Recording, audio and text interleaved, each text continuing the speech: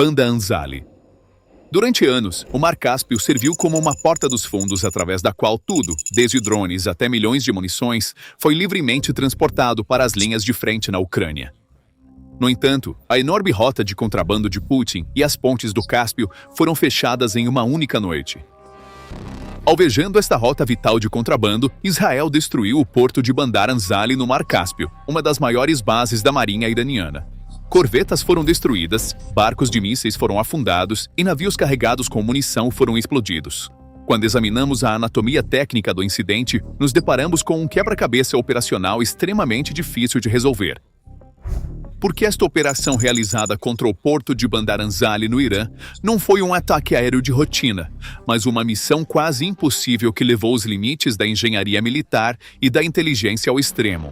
Na noite de 18 de março de 2026, frotas de guerra partindo de bases israelenses tiveram que penetrar pelo menos 1.600 quilômetros de espaço aéreo inimigo para alcançar o porto de Bandar Anzali na costa do Cáspio.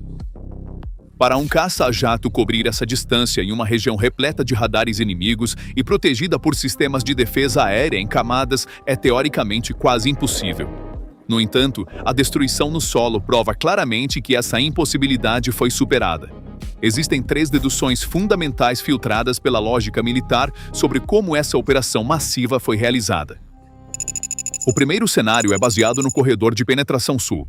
De acordo com este cenário, a Força Aérea Israelense, IAF, pode ter avançado em direção ao coração do Irã, utilizando o espaço aéreo sírio e iraquiano. No entanto, a linha Isfahan-Teherã ao longo desta rota é protegida pelos sistemas Bavar 300, I-73 e S-300 de fabricação russa. Para contornar esses sistemas, uma das maiores ofensivas de guerra eletrônica da história teria que ter sido realizada. Se essa rota foi utilizada, significa que os radares de alerta precoce do Irã foram completamente cegados por interferência cibernética e eletrônica, criando efetivamente um túnel digital para permitir a passagem das aeronaves. O segundo cenário, que tem atraído mais atenção a portas fechadas nos círculos de inteligência ocidentais, é o bloqueio do Cáucaso. A possibilidade de que Israel tenha usado o espaço aéreo ou o apoio logístico de seu aliado estratégico, o Azerbaijão, para alcançar o Mar Cáspio é alarmante para Moscou e Teherã. De acordo com esta abordagem, em vez de se enredarem no complexo espaço aéreo do Oriente Médio, os jatos israelenses podem ter entrado na região do Cáspio pela porta dos fundos através do Cáucaso, talvez utilizando certos espaços aéreos aliados ou lacunas logísticas. A probabilidade de este cenário ter ocorrido transforma a operação de um mero ataque militar em um movimento de xadrez que abala fundamentalmente os equilíbrios geopolíticos da região. Pois uma violação do Cáspio pelo norte ou oeste por um elemento aéreo poderia indicar que o escudo defensivo do Irã está completamente desalinhado. O terceiro fator igualmente chocante é a dimensão de inteligência da operação. Em meio ao caos no porto de Bandar Anzali, a identificação precisa de munições destinadas à Rússia, partes de drones Shahed e ativos navais específicos. Tudo isso em meio a centenas de navios e contêineres não pode ser explicado por uma simples imagem de satélite. Analistas ocidentais avaliam que a presença encoberta da inteligência militar ucraniana, Hejur, no local, pode ter desempenhado um papel aqui. O fato de que o alvo era, em última análise, uma cadeia de suprimento de munições destinada a atingir o território ucraniano, sugere fortemente a possibilidade de que os serviços de inteligência israelenses e ucranianos tenham estabelecido uma coordenação silenciosa, pelo menos no nível de compartilhamento de dados. O exército israelense não divulgou quais armas ou aeronaves foram usadas. No entanto, isso não poderia ter sido um ataque com bombas de queda livre realizado sobrevoando o alvo.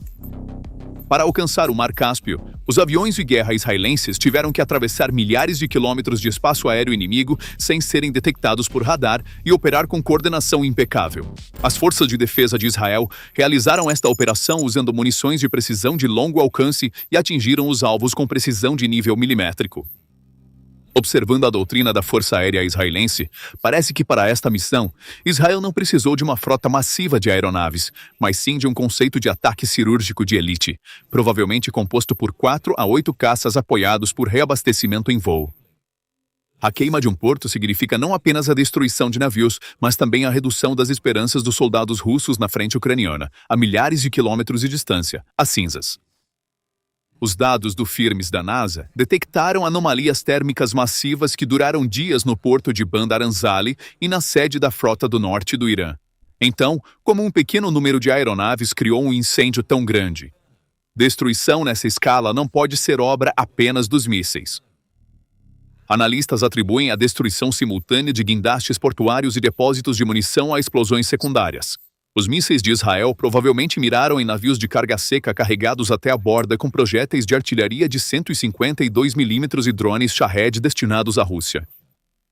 Os mísseis de Israel foram apenas a faísca, o que transformou o porto em um inferno ardente que queimou por dias e o transformou em uma armadilha autodestrutiva foi a própria munição que o Irã produziu para a Rússia. Talvez a frente mais complexa das crises globais e dos conflitos no terreno esteja atualmente se formando em nossas telas e em nossas mentes. Nos casos que examinamos, vemos frequentemente como os meios de comunicação enquadram os eventos de acordo com suas próprias agendas e tendem a ocultar vulnerabilidades ou o caos que espreita em segundo plano. Evitar a armadilha de algoritmos manipulativos em meio a uma enxurrada de informações e sair das câmaras de eco tornou-se uma necessidade analítica para aqueles que buscam entender o panorama geral. É por isso que usamos a plataforma Ground News para navegar nesta rede de informações e filtrar notícias de maneira equilibrada. Ground News não é um editor que dita sua própria versão da verdade. É uma ferramenta independente de comparação de notícias que agrega milhares de fontes de todo o espectro político em uma única tela. Neste exemplo, a notícia que estamos examinando na tela, o recurso de comparação de manchetes permite que você veja lado a lado como diferentes meios de comunicação apresentam os mesmos fatos aos leitores de maneiras variadas. O sistema avalia fontes de notícias, não artigos. Dessa forma, você pode instantaneamente aprender as inclinações políticas do veículo de mídia que está fornecendo a notícia que você está lendo, a pontuação de precisão atribuída por organizações de monitoramento independentes e até mesmo quem financia esse veículo, ou seja, sua estrutura de propriedade. Além disso, com a função de ponto cego, você pode identificar notícias que um segmento destaca em suas primeiras páginas, mas que outro segmento ignora completamente, ajudando você a reconhecer a verdadeira natureza da censura. Fundada por um ex-engenheiro da NASA, esta ferramenta ajuda você a construir seu próprio escudo analítico contra a desinformação. Se você gostaria de criar seu próprio filtro de notícias, pode escanear o código QR na tela ou visitar o link ground.news/ppr na descrição para assinar o plano Vantage, que oferece acesso ilimitado. Agora, vamos retornar às dimensões geopolíticas da nossa análise. Somente em 2023, mais de 300 mil projéteis de artilharia e 1 milhão de munições foram transportados para a Rússia através da rota de contrabando de Putin. Agora, o fluxo de drones Shahed e munições críticas foi interrompido. A máquina de guerra russa enfrenta a ameaça de estrangulamento. Danos desse tipo nos centros de abastecimento criam uma escassez direta de suprimentos e munições nas linhas de frente. O avanço das forças russas profundamente na Ucrânia dependeu fortemente dessa superioridade de artilharia. O afundamento de navios de abastecimento e a derrubada de guindastes são uma adaga cravada no coração da cadeia logística. Com este ataque, Israel ganhou uma vantagem para potencialmente colocar o regime contra seu próprio povo, atingindo não apenas armas, mas também a cadeia de abastecimento de alimentos e grãos. As importações civis do Irã via o Mar Cáspio também estavam entrelaçadas com essas rotas militares. Como observou o especialista regional Eric Rudenschild, essa interrupção dará um golpe fatal à resiliência do Irã a curto prazo. A inutilização dos portos faz com que centenas de caminhões, trens e armazéns ao longo da cadeia de suprimentos fiquem ociosos. As regiões militares do sul da Rússia tornaram-se dependentes desse fluxo constante do Mar Cáspio. À medida que os destroços dos navios de carga permanecem submersos, a necessidade de Teherã e Moscou encontrarem alternativas logísticas de emergência abriu a porta para uma crise que durará meses. Uma onda de caos econômico e militar começou a se espalhar das cidades portuárias para os corredores das capitais. As reações diplomáticas da Rússia a esta operação foram uma indicação clara do pânico que ecoa pelos corredores do Kremlin. A posição de Moscou diante do incidente foi uma expressão não de força, mas de impotência. A descrição de Maria Zakharova, porta-voz do Ministério das Relações Exteriores da Rússia, de Bandar Anzali como um importante centro de comércio e logística, e sua alegação de que o comércio civil havia sido afetado, foi uma tentativa de encobrimento após a exposição de uma rota de contrabando militar. Mais importante ainda, o porta-voz do Kremlin, Dmitry Peskov, afirmou que veriam o transbordamento do conflito com o Irã para o Mar Cáspio como extremamente negativo e que essa situação aumentaria as tensões regionais.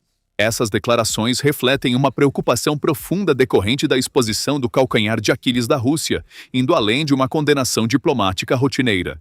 Enquanto Moscou está presa na frente ucraniana, está sentindo o peso de ter que lidar com uma nova crise de segurança em seu flanco sul, em seu próprio quintal. O colapso do status quo no Mar Cáspio deixou uma ferida irreparável na projeção de poder regional do Kremlin. O incêndio de Bandar Anzali surge como o primeiro elo em uma reação em cadeia. A destruição do porto significa a paralisia do tráfego no Mar Cáspio e a interrupção dos embarques militares para o porto de Astrakhan, na Rússia. O resultado deste cenário é claro. Na frente ucraniana, uma bateria de artilharia russa esperando nas trincheiras ao longo da linha Pokrovsk ou Chasiv Yar, nas próximas semanas, se verá incapaz de disparar qualquer projétil, e a razão para isso serão os mísseis que Israel disparou sobre o Mar Cáspio. Embora a operação pareça ter ocorrido no Oriente Médio, seus efeitos repercutiram diretamente no destino da guerra na Ucrânia. Mesmo que a Rússia e o Irã tenham assinado uma parceria estratégica em 2025 para aprofundar sua cooperação militar, este acordo não conseguiu deter as bombas de Israel. Como um evento se desenrola e quais consequências físicas ele produz é o aspecto mecânico da questão. A verdadeira arte está em ser capaz de discernir por que esse evento foi projetado para ocorrer precisamente naquele momento e daquela maneira.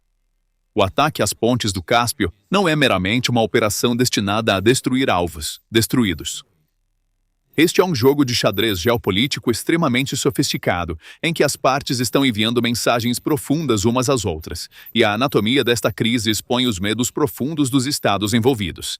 Do ponto de vista de Israel, este movimento representa o ponto em que a paciência estratégica se esgotou e a linha vermelha foi redesenhada de maneira muito firme.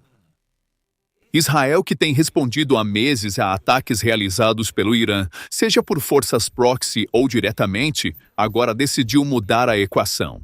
Atacar as plataformas de lançamento de mísseis de Teherã ou alvos no sul já não era suficiente. A mensagem precisava ser entregue no Mar Cáspio, onde o Irã se sente mais seguro, caminhando de mãos dadas com seu aliado, a Rússia. As palavras de Eliezer Maron, ex-comandante da Marinha de Israel, refletem a essência dessa estratégia. O objetivo principal deste ataque foi conter o contrabando russo e demonstrar aos iranianos que eles não têm defesas navais no Mar Cáspio. Esta é guerra psicológica em seu nível mais alto. Israel enviou esta mensagem ao Irã: vocês não têm quintal. A Rússia não pode protegê-lo. Se você ameaçar minhas cidades, eu não apenas destruirei suas armas, mas também sua economia, seu grão e seu comércio com seu aliado na fonte. Este desafio audacioso é do tipo que fará o regime de Teherã suar frio em suas mesas de crise. Para o quartel-general naval de um país ser reduzido a escombros, devastado por jatos estrangeiros em seu próprio mar interior, não é apenas uma fraqueza militar, mas uma enorme perda de prestígio para o regime internamente. Do ponto de vista da Rússia, no entanto, a anatomia da crise revela um quadro muito mais complexo de impotência. Enquanto a administração Putin estava sendo esmagada sob sanções ocidentais, estava usando efetivamente o Irã como uma tábua de salvação. Drones e munições de Teherã foram vitais para sustentar a guerra de atrito na Ucrânia. No entanto, a intervenção de Israel no Mar Cáspio aumentou o número de variáveis que Moscou não pode controlar. Enquanto o Kremlin luta no atoleiro da Ucrânia, agora é forçado a assistir enquanto aviões de guerra de outro estado voam livremente sobre suas próprias águas ao longo da fronteira sul. Esta situação demonstra que o delicado equilíbrio de poder, mecanismo de desconflição entre Moscou e Jerusalém, Tel Aviv, que persistiu por anos, está agora passando por um teste severo. Embora Israel tenha tomado muito cuidado para não atingir diretamente alvos ou navios russos durante a operação, deu um golpe indireto, mas extremamente severo, ao cortar a linha de abastecimento mais vital da Rússia. Não é difícil ver que o Kremlin recebeu essa mensagem, mas é incapaz de retaliar. A presença militar da Rússia na Síria e sua preocupação na Ucrânia tornam impossível para ela se envolver em um conflito direto com Israel. Consequentemente, a anatomia desta crise transformou-se em uma demonstração assimétrica de poder, onde um lado ataca com precisão cirúrgica, enquanto o outro é forçado a assistir em fúria. Entra em pânico, mas permanece paralisado. Então, o que acontece a seguir? Rússia e Irã não se renderão após este golpe. Eles buscaram rotas alternativas, trens terrestres ou outros portos. No entanto, o aspecto psicológico da questão já foi perdido. O Mar Cáspio já não é um refúgio seguro. Tornou-se um campo de caça aberto sob a sombra da inteligência e mísseis israelenses e repetidamente violado pelos ataques assimétricos da Ucrânia. Enquanto a máquina de guerra de Putin está atolada na Ucrânia, agora deve conviver com a realidade de que suas linhas de abastecimento logístico podem ser cortadas a milhares de quilômetros ao sul. O jogo ainda não acabou, mas o controle do tabuleiro mudou definitivamente de mãos. Então, quais são seus pensamentos sobre este assunto?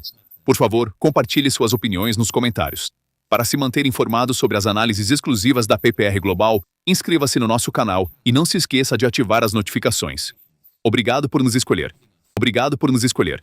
Obrigado por nos